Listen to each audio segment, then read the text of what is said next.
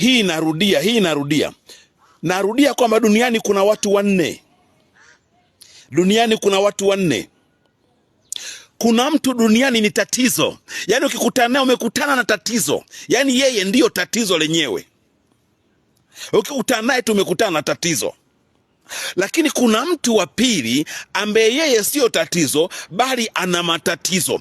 Yaani yeye ni mtu wa kulalamika matatizo tu. Asubuhi nina matatizo, jioni nina matatizo, mimi nahitaji msaada. Ni mtu wa kuhitaji msaada kila wakati.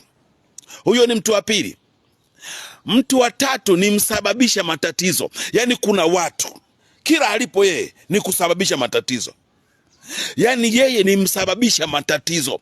Yaani yeye ni a problem, ni msababisha matatizo. Lakini kuna binadamu wanne, huyu kazi yake ni kutatua matatizo.